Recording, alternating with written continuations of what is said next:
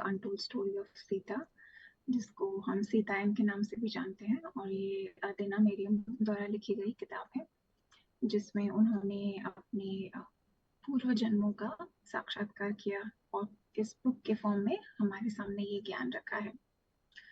तो हम अपनी कहानी में इस जन्म में, जिस जन्म के बारे में हम पढ़ रहे हैं, पार्ट 1 है इस बुक का। इसमें वो मीनाक्षी के इनकारनेशन में है। वो एक लड़की है, फीमेल इनकारनेशन है उनका, और वो उनका जन्म एक ब्राह्मण परिवार में हुआ है। उनके परिवार में काफी पीढ़ियों तक राजा जनक और मिथिला के राज्य में जितने भी राजा हुए हैं, सबका उनके परिवार पीढ़ियों से सेवा करते आ रहे हैं। और हम इस कहानी को मीनाक्षी के थ्रू हम देख रहे हैं, उनकी नजरों से हम देख रहे हैं। माता सीता का जन्म हो चुका है। लास्ट पार्ट में हमने देखा कुछ बहुत इंटरेस्टिंग स्टोरीज, जो जब माँ बड़ी हो रही थी तो धीरे धीरे कैसे वो पशुओं की अंदर उनके मन में क्या चल रहा है, वो क्या चाहते हैं, या वो क्या फील कर रहे हैं, महसूस कर रहे हैं, वो माँ को बिना कुछ कहे पता चल जाता था। उनकी पीड़ा वो समझ लेते थे। तो ऐसी 2-3 हमने बहुत इंटरेस्टिंग किस्से सुने अभी तक के पार्ट में, और आगे हम उसी पे चर्चा शुरू करते हैं। तो मीनाक्षी कह रही है कि ऐसे ही 1 साल हो गया, फिर एक और स्टोरी हमें सुनने को मिली। एक बार माँ राजा जनक बाबा के साथ ऐसे ही एक आश्रम में, एक ऋषि के आश्रम में गए थे। तो एक दिन शाम को वो बैठ के मंत्र जो होती है, मंत्र साधना, उसके बारे में बात कर रहे थे। तो माँ उनसे पूछती है कि सिर्फ शब्द ही काफी है किसी भी मंत्र के, आपको जोर जोर से उनको बोलने की क्या जरूरत है। तो वो ऋषि समझाते हैं माँ को कि साउंड्स जो होते हैं उसमें वाइब्रेशंस होती हैं। तो वो वाइब्रेशंस जो होती हैं वो हमारे आसपास के एनवायरनमेंट में चेंज लेके आती हैं। तो ये बहुत जरूरी है कि हर साउंड, हर मंत्र, हर वर्ड जो है, उसका जो साउंड है वो एकदम परफेक्ट हो, जिससे कि प्रॉपर वाइब्रेशन निकले और यूनिवर्स में जाके जो हमें चाहिए, जो जिसके लिए हम उस मंत्र का पाठ कर रहे हैं, उच्चारण कर रहे हैं, वो वैसा ही रिजल्ट लेके आए। फिर बात पूछती है उनको, उन ऋषि को, कि थॉट्स भी तो वाइब्रेशन है, तो जो हमारे थॉट्स हैं वो भी तो इफेक्ट कर सकते हैं, वो भी तो चेंज लेके आ सकते हैं, जो हमें चाहिए, मैनिफेस्ट जो हम करना चाहते हैं। तो वो ऋषि कहते हैं, हाँ आपकी बात सही है, लेकिन साउंड बहुत पावरफुल है, थॉट से भी ज्यादा साउंड पावरफुल है।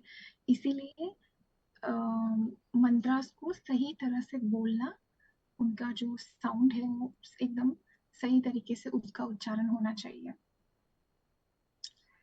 फिर से माता पूछती है कि लेकिन अगर कोई पूरी कंसंट्रेशन से किसी थॉट के बारे में सोचे, कुछ मैनिफेस्ट करने के बारे में सोचे, पूरे फोकस के साथ, माइंड में उसके उस थॉट के अलावा कुछ भी ना हो, तो उसका भी तो इफेक्ट होता है ना, उसका भी तो सेम ही इफेक्ट होता है जो जो आप बोल रहे हैं। तो तभी दरवाजे से एक आवाज आती है और वो कहती है कि सीता सही बोल रही है, और इसमें कोई संदेह नहीं कि थॉट में भी बहुत पावर होती है। तो सब लोग दरवाजे की तरफ देखते हैं, तो वहां पे एक मिडिल एज्ड स्त्री खड़ी होती है दरवाजे पे। उन्होंने ऋषि जैसे कपड़े पहने होते, सन्यासी जैसे कपड़े पहने होते हैं। उनके बाल काले हैं, थोड़े से ग्रे हैं, और रिंग बहुत ही उनका पोस्चर एकदम एक ऋषि के जैसे है। तो सबने उनको ग्रीट किया, सबने उनको नमस्कार किया। उनका नाम था गार्गी। तो सब उनको वेलकम करते हैं और उनको बोलते हैं कि आप भी आइए और हमारे साथ इस डिस्कशन में पार्टिसिपेट करिए। तो गार्गी जो ऋषि हैं वो आते हैं और सीता के साइड में वो बैठते हैं और वो कहते हैं सीता को कि हम लोग फिजिकल प्लेन में रहते हैं, जो हायर रेल्म्स है इसके ऊपर के जो तल है ये पृथ्वी का तल है, वैसे ही आगे भी अलग अलग तल है। वहां पे सिर्फ थॉट से जो आपको मैनिफेस्ट करना है वो हो जाता है, लेकिन मटेरियल वर्ल्ड में जहाँ पे अभी हम हैं वहां पे थोड़े वाइब्रेशंस को स्ट्रॉन्ग होना पड़ता है मैनिफेस्टेशन के लिए। जैसे ये सारी जो दुनिया है, जो फिजिकल वर्ल्ड है, वो एक वाइब्रेशन से ही आई है, एक साउंड के वाइब्रेशन से ही आई है, और वो है ओम। तो वैसे ही वो बोल रही हैं कि जो वो ऋषि बोल रहे हैं वो बिल्कुल सही है कि हमारा प्रोनाउंसिएशन जो हम उच्चारण कर रहे हैं वो बहुत सही होना चाहिए, एकदम करेक्ट वाइब्रेशन के लिए। तो जब हमारे विचार और साउंड दोनों एकदम अलाइंड होंगे, दोनों एक दूसरे के साथ होंगे, तो फिर माइंड अगर आपका प्योर है, आपका किसी को आप हार्म किसी को नुकसान पहुंचा नहीं रहे हो, तो आप जो मैनिफेस्ट करना चाहते हो वो इजीली हो जाता है। और पहले भी मंत्रों का उपयोग हुआ है पृथ्वी पर। जैसे अगर कभी बारिश नहीं हो रही है तो हवन पूजा ये मंत्र करके हम बारिश को लेके आते थे। तो सीता उनकी तरफ ऐसे एक उनको डाउट आता है और वो बोलती है कि मेरा एक प्रश्न है। तो गार्गी जो ऋषि है वो कहती है हाँ हाँ आप पूछिए, जो आपको पूछना है वो पूछिए, क्योंकि ये ज्ञान आपके बहुत काम आएगा आगे। तो सीता जो है वो पूरे ग्रुप की तरफ मुड़ती है और वो बोलती हैं कि जब मेरे जन्म से पूर्व मिथिला में बहुत बड़ा सूखा पड़ा था, तो तब आप लोगों ने इन मंत्रों का यूज करके बारिश क्यों नहीं ये किया। तो गार्गी जो है वो उनकी तरफ देखती है, बोलती है कि सीता बोलती है कि अगर आपने उस समय आपने मंत्रों का किया होता उपयोग तो इतनी जो सफरिंग हुई है पानी की कमी की वजह से वो नहीं होती। तो गार्गी जो है ऋषि गार्गी वो बोलती है कि एक बहुत ही शक्तिशाली व्यक्ति वो मंत्रों को इनफेक्टिव मतलब उनका जो इफेक्ट होता है उसको रोक सकते हैं और उल्टा कर सकते हैं। ये बहुत कम होता है लेकिन ऐसा हुआ। तो माँ बोलती है कि ऐसा कौन हो सकता है जो ऐसा कुछ करेगा, और क्यों करेगा अगर उसके पास इतनी पावर है तो। फिर से पूरा सन्नाटा छा गया, पूरा साइलेंस हो गया और किसी किसी की भी हिम्मत नहीं हो रही थी आगे बोलने की। और फिर महाराजा जनक जो है वो कहते हैं चलो अभी बहुत लेट हो गया है, अभी हम अपने अपना जो उनकी कुटिया है उसकी तरफ जाते हैं विश्राम करने के लिए, बहुत रात हो गई है। तो फिर भी माँ उनको बोलती है कि पिताजी कौन कौन है ऐसा और क्यों ऐसा वो करेगा। तो ये प्रश्न का उत्तर गार्गी ऋषि जो है वो माँ को देती है और वो कहती है कि उसका नाम है रावण। और वो बहुत ही पहले एक टाइम पे वो बहुत ही उसको बहुत रिस्पेक्टफुली देखते थे, उसको बहुत रिस्पेक्ट दी जाती थी समाज में, महादेव के इतने बड़े भक्त थे वो। और फिर उन्होंने बहुत गहरी और लंबी तपस्या की ये सारी पावर्स को पाने के लिए। कि जो मदर है माता वो एक बहुत पावरफुल असुर है और पिता जो है वो वेदों के ज्ञानी है। तो वो दोनों में से किसी का भी रास्ता चुन सकते थे, पर अपनी एरोगेंस और अपनी ईगो की वजह से उन्होंने तीनों वर्ल्ड्स को, तीनों लोगों पे राज्य करने का इच्छा उनके अंदर जागी। और वही है जिन्होंने मंत्रों को ये बंद करके रख दिया था। और उनके पास बहुत सारी ऐसी विद्याएं हैं जिससे वो पृथ्वी को, इस पूरी दुनिया को नुकसान पहुंचा सकते हैं। पर यहाँ पे अभी जो ऋषि हैं इस समय इस राज्य में वो सेफ हैं। तो सीता ने जब ये सब कुछ सुना तो वो एकदम, उनको कुछ समझ में नहीं आया। पर उसके बाद उन्होंने हाथ जोड़े, सबको प्रणाम किया और वो चले गए अपने कुटिया में। अगले दिन जब वो आश्रम से आ रहे थे तो उन्होंने बोला कि उनके पिताजी ने देखा वो कैसे चिंतित थी। तो उन्होंने कहा माता को कि अभी आप इस सब के बारे में मत सोचिए। तो अभी आप इस विषय के बारे में ज्यादा मत सोचिए। तो वो कहती हैं कि फिर भी मेरे मन में बार बार ये सवाल आ रहा है कि क्यों कोई ऐसे करेगा, इतना नॉलेज है उनके पास और इतने बड़े भक्त है महादेव के, फिर भी क्यों दूसरों को नुकसान पहुंचाने की कोशिश कर रहे हैं वो। तो बाबा जनक कहते हैं कि वो जो पावर उनके पास है, जो उनको मिली है, शायद वो उसे संभालने के लिए योग्य व्यक्ति नहीं है, या गलत हाथों में वो पावर चली गई है। और अगर ऐसा होता है सीता तो बहुत बड़ा नुकसान होता है। और फिर उन्होंने सब्जेक्ट चेंज कर लिया अचानक से। उन्होंने बोला कि आपको जो है ऋषि गार्गी के साथ पढ़ाई करने में इंटरेस्ट है, रुचि है। तो वो कहती है हाँ। तो जनक बाबा कहते हैं कि ठीक है, हम अरेंजमेंट कर देंगे जिससे कि आपकी आगे की जो शिक्षा है वो ऋषि गार्गी के साथ हो। उसके बाद कुछ साल ऐसे ही बीत जाते हैं। मीनाक्षी कह रही है एक दिन एक गार्डन में वो माता जो है वो रैबिट्स के साथ, खरगोश उनके साथ खेल रही थी। और मीनाक्षी उनको देख के सोच रही है कि वो कितनी सुंदर है दिखने में। उनका पूरा जो नैन नक्श पूरा वो डिस्क्राइब कर रही है यहाँ पे कि कितने अच्छे से उनकी आंखें इतनी गहरी हैं और बाल काले लंबे और घने, और कितने अच्छे से वो एक बच्चे से एक स्त्री बनती जा रही हैं। और जब भी वो किसी की तरफ देखते हैं माता, तो सिर्फ बाहर की बाहर वो कैसे दिखते हैं वैसे नहीं, वो एक्चुअली उनकी आत्मा को देख सकती हैं और उनके अंदर क्या चल रहा है वो उन्हें पता चल जाता है। और ऐसा होने की वजह से वो उनको जो उनके मन में, सामने वाले व्यक्ति के मन में जो क्वेश्चंस चल रहे हैं उनके आंसर भी वो बहुत इजीली उन्हें दे देती है। तो मीनाक्षी कह रही है मैंने इतना सुंदर व्यक्ति आज तक नहीं देखा। जिस तरह से माता और अपने जीवन में आगे बढ़ रही हैं और बड़ी हो रही हैं। फिर जब ये सब कुछ वो सोच रही होती है तो माता चुपके से आके उस मीनाक्षी के साइड में बैठती है और बोलती है कि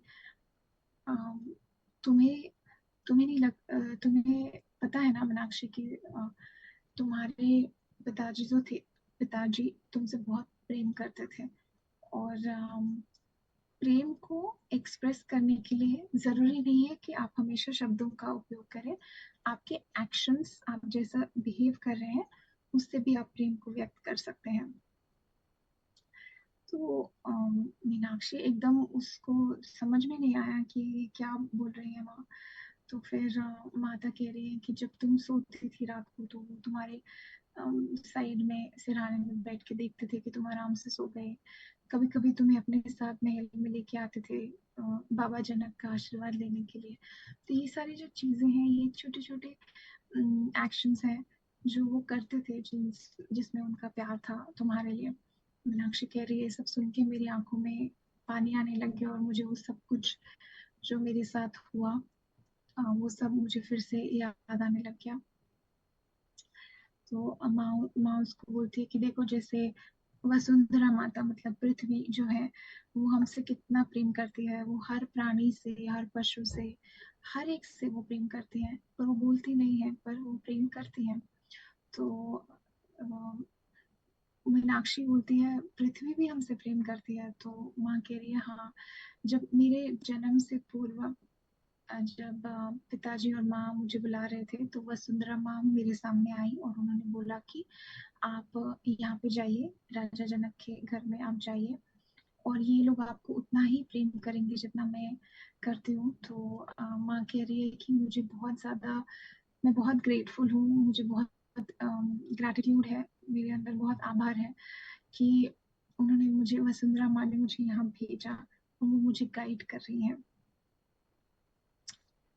उसके बाद फिर से माँ खरगोश के साथ खेलने में व्यस्त हो गई और वो मीनाक्षी को कहती है कि मैं तुम्हारे लिए हूँ यहाँ पे और मैं तुमसे बहुत प्रेम करती हूँ। और मीनाक्षी कह रही है कि मैंने ऐसा ऐसा प्रेम मैंने कभी एक्सपीरियंस नहीं किया, जो फीलिंग उन्होंने एक्सपीरियंस की उस समय जब मैंने उनको ऐसे बोला। तो वो कह रही है ऐसा प्रेम मैंने कभी भी अपने जीवन में एक्सपीरियंस नहीं किया। उसके बाद वो थोड़ी देर के लिए अपने रूम में जाके सारी बातों के बारे में सोचने लगती है मीनाक्षी,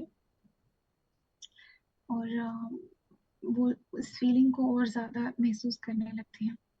उसके बाद वो थोड़ी देर के लिए अदिति के रूम में जाती है। अदिति की अभी एज बहुत ज्यादा हो गई है और वो बीमार रहती है और बेड पे ही रहती है। तो वो उनसे बात करने के लिए जाती है क्योंकि अदिति ने मीनाक्षी को बड़े होते हुए देखा है, उनके पिता के साथ देखा है उनको। तो वो मीना अदिति कहती है मीनाक्षी को कि जब मीनाक्षी उन्हें सब कुछ बताती है तो वो कहती है कि हाँ माँ बिल्कुल सही कह रही है, तुम्हारे पिता तुमसे बहुत प्रेम करते थे और वो जो भी करते थे तुम्हें प्रोटेक्ट करने के लिए करते थे।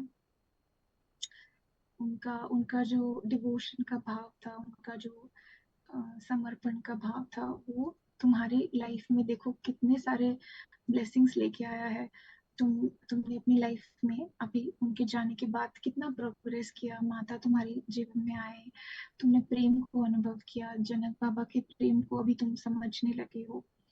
तो देखो कितने सारे लोग तुमसे प्रेम करते हैं, तुम्हारी केयर करते हैं।